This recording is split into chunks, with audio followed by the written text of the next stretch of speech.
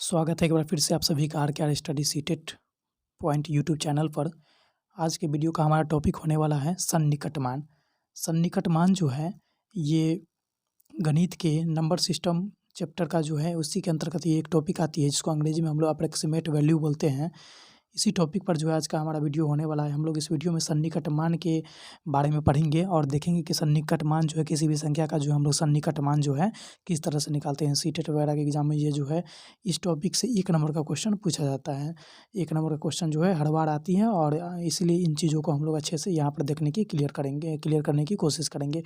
तो चलिए सबसे पहले समझते हैं कि सन्निकटमान होता क्या है। तो सन्निकटमान जो है उसको हम लोग समझते हैं कि सन्निकटमान अप्रॉक्सीमेट वैल्यू क्या होता है। तो जब हम किसी संख्या का वास्तविक मान को नहीं लिखकर कहने का मतलब है कि किसी भी संख्या का जो वास्तविक मान होता है उसको छोड़ देते हैं। जैसे 5 के बारे में बात करें तो 5 का वास्तविक मान 5 हुआ।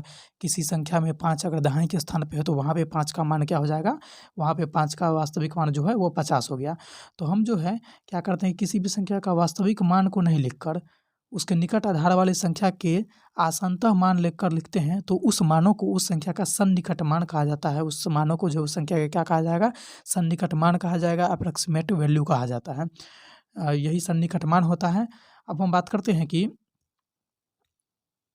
सन्निकट मान जो है इसको ज्ञात करने के लिए हमें किन किन चीज़ों की आवश्यकता होती है। तो किसी भी संख्या का सन्निकट मान ज्ञात करने के लिए हम दहाई, सैकड़ा, हज़ार, लाख जो भी हो इससे इस तरह से आगे बढ़ते जाता है कि दहाई, सैकड़ा, हज़ार, लाख इत्यादि स्थानों के निकटतम मान ज्ञात करते हैं। उसके निकटतम मान को पहले हम लोग ज्ञात करते हैं और उसी के आधार पर उस संख्या का जो है सन्निकट मान अप्रॉक्सीमेट वैल्यू को हम लोग ज्ञात करते हैं। हम क्या करते हैं कि अब जो है हम लोग कुछ उदाहरण की सहायता से जो है इन चीज़ों को समझते हैं। बिना उदाहरण के इसको समझना थोड़ा सा मुश्किल है। लैंग्वेज में इसको थोड़ा उतना अच्छे से नहीं समझ सकते हैं जितना कि हम लोग इसको उदाहरण से समझ सकते हैं। तो एक एक उदाहरण को लेते हैं और समझते हैं कि सन्निकट मान क्या होता है। तो चलते हैं उदाहरण की ओर।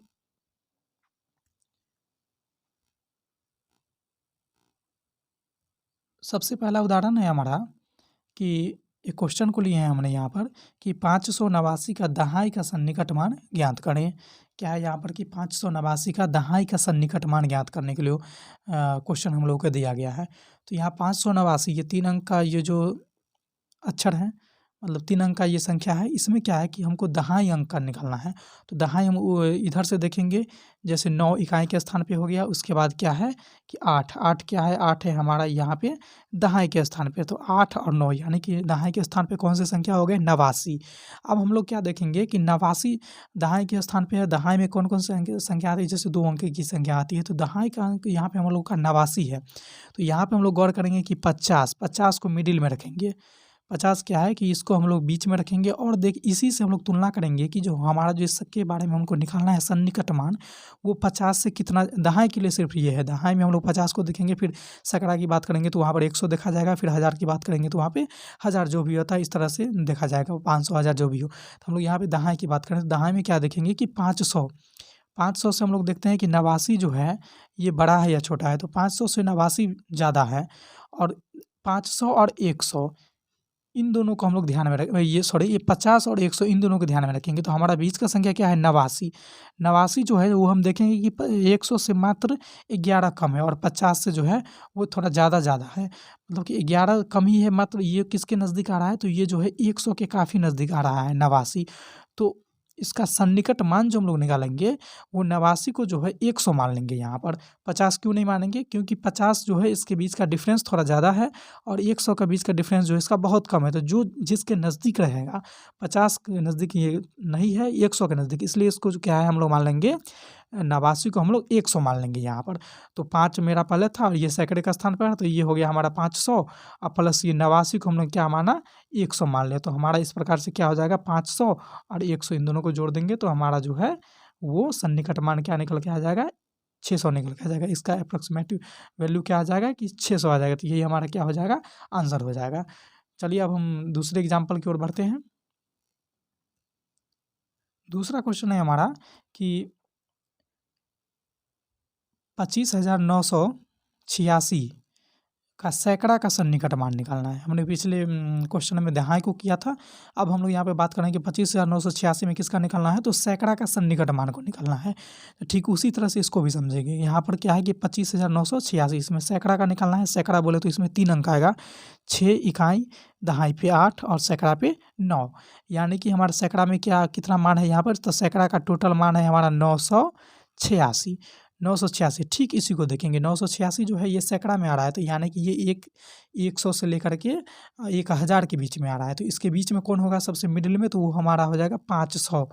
500 को ही ध्यान में रखते हुए हम लोग जो है यहाँ पर इन चीज़ों को निकालेंगे। तो 500 जो है, 500 को हम लोग यहाँ पे देखेंगे। अब 500 से ये कितना ज़्यादा है या कम है, तो 986 है। तो 986 500 से कितना ज़्यादा है, तो 500 से यहाँ पे बहुत ज़्यादा है और 1000 के करीब है। किसके नज़दीक है, तो 1000 के नज़दीक है। 1000 से कितना बहुत ही कम है, यानी कि ये सिर्फ जो है 986 जो 1000 से 14 कम है।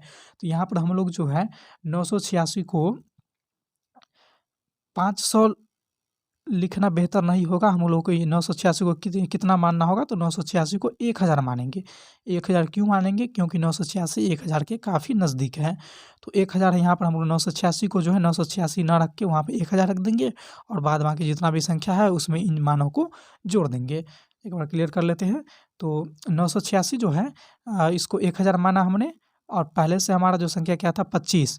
25 पर कितना था, 25 पे 3 जीरो, ठीक, मतलब 25,000 और 1000 ये, तो इन दोनों को जोड़ देंगे तो कितना हो जाएगा हमारा 26,000। ये हमारा क्या हो जाएगा कि इसका आंसर हो जाएगा 26,000। जो है ये हमारा आंसर हो जाएगा। किसका सन्निकट मान हो गया, किसका, तो 25,986 का ये सन्निकट मान है। समझ में आ गई होगी मैं उम्मीद करता हूँ। चलते हैं अगले क्वेश्चन की ओर। अगला प्रश्न है हमारा कि हम इसमें देख रहे हैं कि देखेंगे कि दहाई को देख लिया, सैकड़ा भी देख लिया पिछले क्वेश्चंस में। अब हम लोग 1000 को देखते हैं। 1000 कहने का मतलब ये हुआ कि यहाँ पे जो है 25,986 में 1000 का सन्निकट मान हमको याद करना है। 25,986 में किसका है कि 1000 का सन्निकट मान हमको ज्ञात करना है। तो इसमें भी ठीक उसी तरह से देखेंगे, 1000 तक जाएंगे, जैसे कि इकाई 6, दहाई 8, सैकड़ा 9 और 1000 जो है हमारा 5 है। 1000 तक कौन सा आएंगे, तो ये इतने चीज़ 1000 तक आएंगे। अब हमको क्या करना है कि 5,986, फिर हमको 1000 में ही देखना है। 5,986 है और इसको 5,986 ये कितने, मतलब कि इसको हम कह सकते हैं कि ये 600 के बिल्कुल करीब है। 600 के सिर्फ 600 नहीं, 6000, 6000 के बिल्कुल करीब है। 6000 के सिर्फ 14 कम है। तो इसको जो है 5,986 को जो है हम लोग 6000 मान लेंगे। यहाँ पर क्या मान लेंगे, इसको 5,986 को 6000 मान लेंगे। जब 6000 इसको मान लेंगे तो ये हमारा पहले से था 25,986 था, और इसको हम लोग 6000 मान लेंगे तो हमको क्या हो जाएगा 25,000। ये हो जाएगा हमारा 26,986। ये हमारा आंसर हो जाएगा। ठीक है, तो इन चीज़ों को हमने यहाँ पर समझ लिया। अब आगे की ओर हम बात करते हैं कि यही 3 क्वेश्चन को हमने किया है यहाँ पे। और एक चीज़ और जो इम्पोर्टेंट बात है उसके बारे में थोड़ा सा बात कर लेते हैं, कि इसको थोड़ा क्लियर कर लेते हैं। जैसे कि इसी में हम लोग बात करते हैं कि इसका अगर हमको यहाँ पे 1000 का जो पूछा है, अगर मान लीजिए यहाँ पर हमको पूछता दहाई का, ठीक, तो दहाई का पूछता तो हम लोग सिर्फ यहाँ पर 86 को देखते। 86 को देखते, ये 50 से थोड़ा बहुत ज़्यादा है, 100 के कम है, तो यहाँ पर हम लोग क्या करते, इसमें 100 जोड़ देते। ठीक है, दहाई का अगर सन्निकट मान पूछता तो यहाँ पर हम लोग 100 जोड़ देते। और ठीक उसी तरह से अगर यहाँ पर पूछता है कि इसका सैकड़ा का बताइए, इसका किसका पूछता है, सैकड़ा का, तो सैकड़ा में क्या करते कि 3 अंक को ले लेते, 986 को ले लेते। तो 986 को इसको भी देखते 500 के करीब है या फिर 1000 के करीब है, तो ये 1000 के ज़्यादा करीब है, तो इसमें क्या करते, पहले की बाकी संख्या में जो है 1000 को जोड़ देते। सैकड़ा दहाई जो भी हुआ। अब हम बात करते हैं कि अगर इसमें 1000 का पूछा, जो अभी हम तुरंत इसको डिस्कस किए हैं, 1000 का पूछा तो हमने क्या किया कि इन चारों अंकों को यहाँ पे देखा, एनालाइज किया इन चारों अंकों में कि ये किसके नज़दीक है। तो ये 5,986 बनता है, तो इसको हम लोग क्या कर सकते हैं कि 6000 इसको हम लोग लिख सकते हैं। 5,500 इसको क्यों नहीं लिख सकते हैं, क्योंकि ये 5,500 से बहुत ज़्यादा है अपेक्षाकृत। 6000 से जितना कम है उससे कहीं बहुत ज़्यादा है 5,000 5,500 से, इसलिए इसको हम लोग 5,500 ना लिख के इसको हम लोग लिखेंगे 6000। और 6000 को फिर बाकी की संख्या में हम लोग जोड़ दिया, तो जो हमारा आंसर आ गया वो इस तरह से हमारा यहाँ पे आंसर आ गया।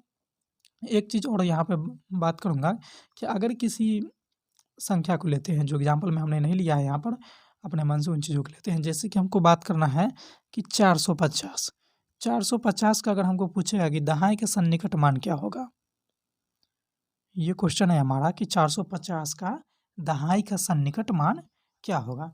तो ये तो आप यहाँ पे कंफ्यूज हो रहे होंगे कि ये इसका क्या होगा, ये तो एकदम 50 है तो 50 भी है। तो इसका जो आंसर होगा हमारा वो 450 का दहाई का सन्निकट मान का जो आंसर होगा, हम लोग 50 से ही देखते हैं कि वो 50 और 100 को ही एनालाइज करते हैं दोनों अंकों से कि वो संख्या कहाँ पे जा रही है। 50 के करीब है तो 50 को रखेंगे, 100 के नज़दीक है तो 100 को रखेंगे। लेकिन यहाँ पर क्या है कि 550 का हम लोग दहाई का निकालना है। ये तो 550 450 है सॉरी, तो 450 का तो यहाँ पे 450 में ये 50 का दहाई का जो अंक है इसका मान जो है वो तो 50 है ही है। तो इसको जो है हम लोग इसका जो हमारा सन्निकट मान जो होगा वो 450 का 450 ही रह जाएगा। अगर इस तरह का क्वेश्चन आता है एग्जाम्स में तो आप वहाँ पे कन्फ्यूज बिल्कुल नहीं होंगे।